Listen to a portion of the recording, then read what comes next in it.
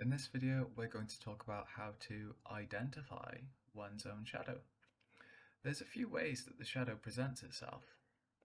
One is through difficult feelings. So if we feel anxious, angry, or upset with something, then that means that there is something that we are not accepting. We would rather that it didn't exist, ultimately, than exist.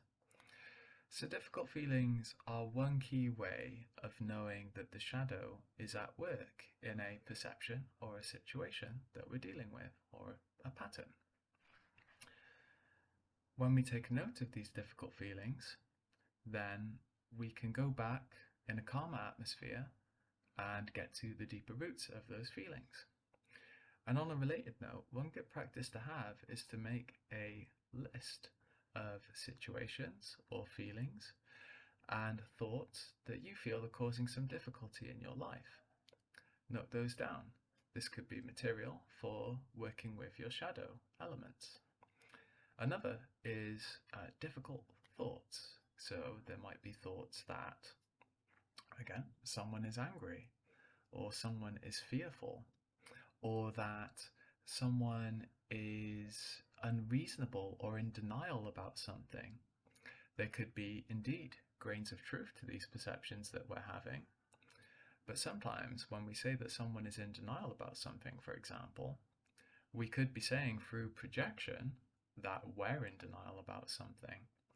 So balance in terms of integrating the shadow can look like seeing the relative, and emphasis on relative, gems of truth or usefulness of other people's behaviors or perspectives, and being at peace with that, while at the same time also holding space for our own perceptions and viewpoints. And in that way, they can be integrated together into a kind of a structure or an order that puts things in their rightful place. Accepting the perspective, therefore, of other people or what they're doing does not necessarily mean that we have to fully accept the consequences of that. If somebody is being emotionally abusive to you, even if you understand why that is, you can still make a distance between yourself and them and do ultimately what is right for your physical and mental health. So in our thoughts and in our feelings, if there is an attachment to it, especially if you find yourself ruminating over it, then that can be a good sign that the shadow is at work.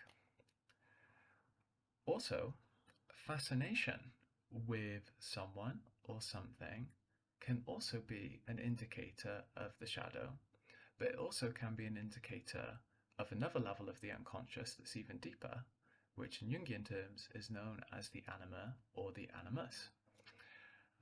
But look out for fascination, and you can explore why that thing fascinates you.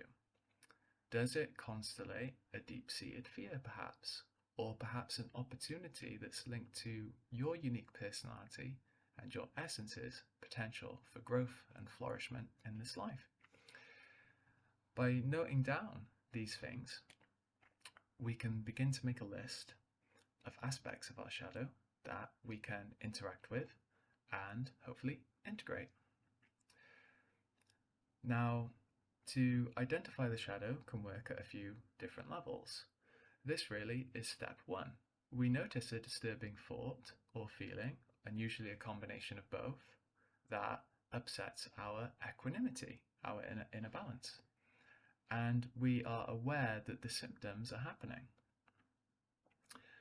When it comes down to identifying the shadow in more detail, why that is, what complexes, please see my first video for a quick explainer of complexes. What complexes are at play in that situation? What themes does this connect with? So that's just another layer down.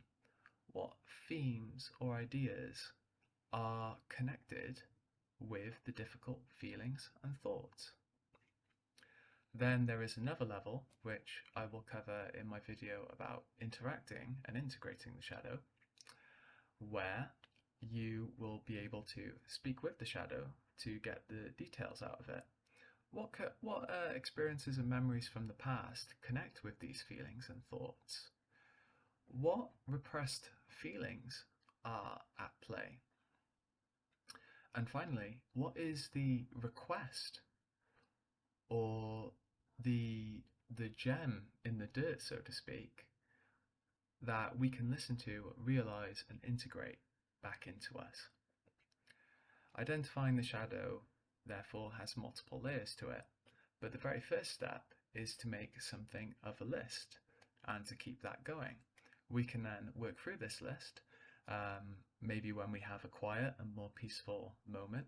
Sometimes it can be hard to work with the shadow when we're directly in its grip, so to speak, in a situation. And then we make that space. So yes, I will cover this in the next video, but this is just a quick primer on how to identify your shadow so that we have some content that we can work with a little further down the line. Okay, as always, let me know your thoughts about the video, any comments that you have, or questions. Have a good day.